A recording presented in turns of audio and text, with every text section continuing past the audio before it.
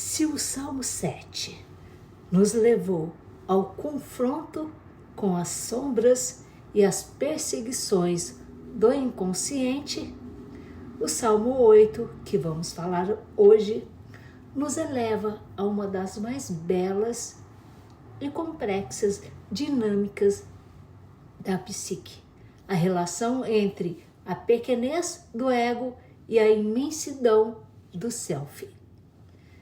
Para abrir este estudo aprofundado, proponho a seguinte pergunta-chave: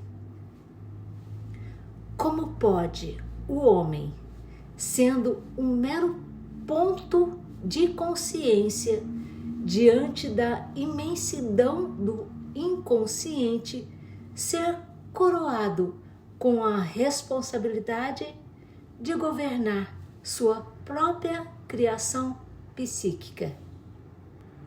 O contexto do Salmo 8, o deslumbre da consciência. O Salmo 8 é um hino de louvor cósmico focado na criação. O salmista olha para os céus, a lua e as estrelas e depois olha para si mesmo espantado com a dignidade que Deus, o Self, concedeu ao ser humano. Na perspectiva junguiana, o eixo ego-self, este salmo ilustra perfeitamente o estabelecimento eixo ego-self. O self é a totalidade psíquica, o arquétipo central da ordem. O ego é o centro da nossa consciência. O Salmo não fala de infração, o ego se achar Deus, mas de reverência. O ego reconhece o seu tamanho diante do todo, mas compreende que recebeu uma faísca divina e uma função régia na Terra, a consciência. Na visão analítica e terapêutica, o versículo 1: ó Senhor, Senhor nosso, quão admirável é o teu nome em toda a terra. Tu puseste a tua glória dos céus. Ó Senhor, Senhor nosso. No original, Yahvé, Adonai, marca a distinção clara entre o Criador e a criatura. Clinicamente, representa o momento em que o indivíduo reconhece que há uma força maior organizando sua psique, que não é controlada pela sua força de vontade racional. É o início da maturidade analítica. O cliente sai do egocentrismo, o controle de tudo, e passa a admirar e respeitar os mistérios do inconsciente que se manifestam através dos sonhos, dos insights e da sincronicidade. No versículo 2, da boca das crianças e dos que mamam, tu suscitaste força por causa dos teus adversários, para fazer calar o inimigo e o vingativo. Quem são as crianças na psicologia arquetípica? É o arquétipo do puer aeternus, a criança divina, que representa a pureza original, a espontaneidade e o potencial de renovação da psique. A boca das crianças cala o inimigo. Os complexos rígidos, as defesas neuróticas e o intelecto hiperracional é vingativo.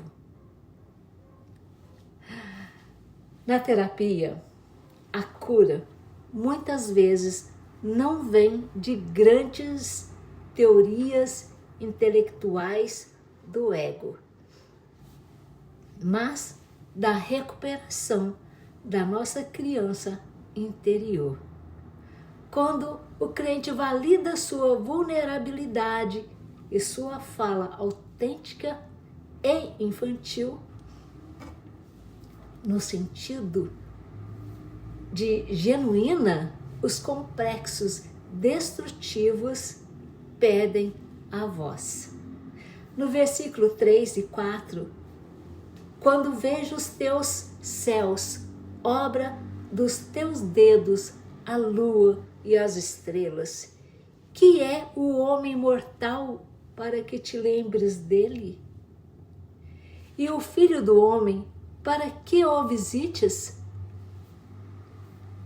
Aqui ocorre a relativização do ego diante da imensidão dos céus, o inconsciente coletivo e seus arquétipos. O ego percebe sua pequenez e mortalidade. Surge a crise existencial saudável. Quem sou eu na imensidão do ser? Esse choque de realidade é essencial na clínica para tratar a arrogância, a ansiedade de controle e o esgotamento ao perceber que não precisa carregar o peso do universo nas costas. O cliente experimenta um profundo alívio terapêutico. O self visita o ego quando este se esvazia de suas certezas. No versículo 5 e 6, contudo, pouco menor o fizeste do que os anjos, e de glória e de honra o coroaste. Fazes com que ele tenha domínio sobre as obras das tuas mãos. Este é o ponto de virada mais extraordinário. Logo após se reconhecer pequeno, o homem descobre sua dignidade arquetípica. Ele é coroado. Na visão de Jung, a consciência humana é o espelho que permite ao universo e ao próprio Deus, self, se enxergar, sem o ego para testemunhar e dar nome às coisas. A criação seria um caos cego. Este é o resgate da autoestima profunda e da responsabilidade. O cliente não é um nada. Ele recebeu do self o domínio sobre seu próprio mundo interior. Dominar as obras não significa reprimir os instintos, mas integrá-los e governá-los com sabedoria ética. No versículo 7 e 8, todas as ovelhas e bois, assim como os animais do campo, as árvores dos céus e os peixes do mar. Ovelhas, bois, feras, aves e peixes representam os diferentes níveis dos nossos instintos e afetos. Os peixes são os conteúdos do inconsciente profundo, o mar. As aves são os pensamentos elevados e a intuição. Os bois e ovelhas, esses são os instintos domesticados.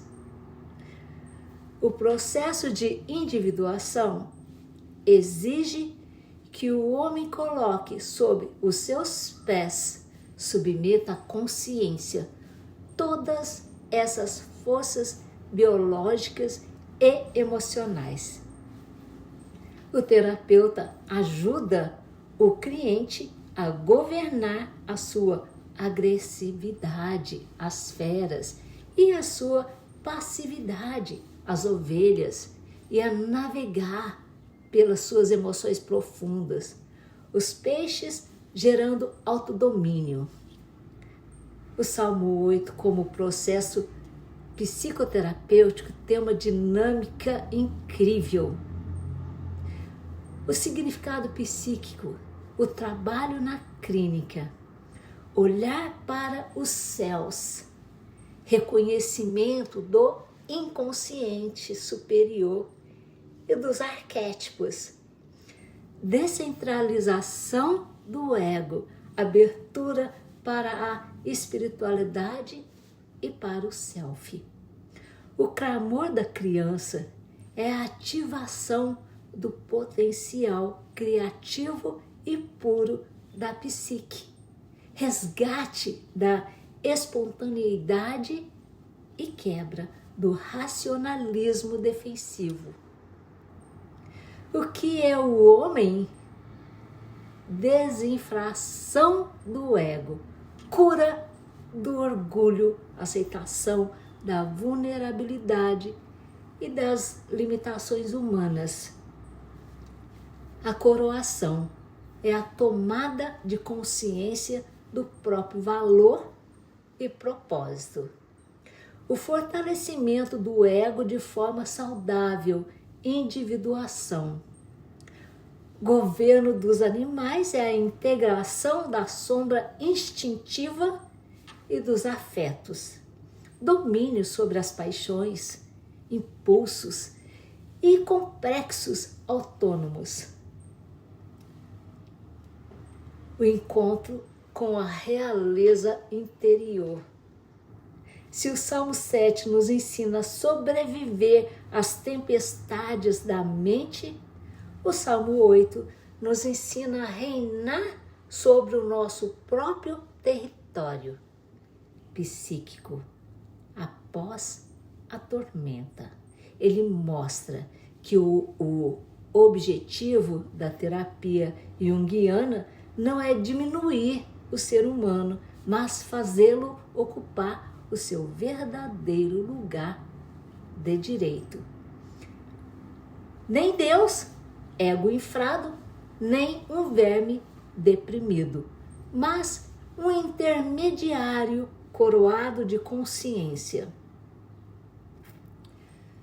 Ao encerrar o Salmo, repetindo o primeiro versículo, o salmista nos lembra que, mesmo conscientes e maduros, a nossa luz sempre será um reflexo da grande luz do self.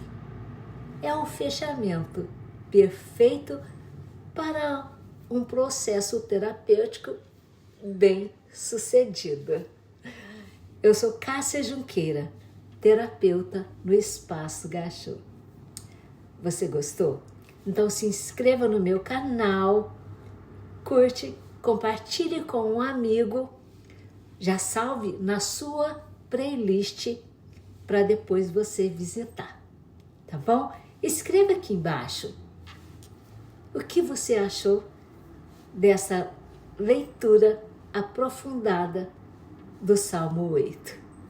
Te aguardo no próximo Salmo 9.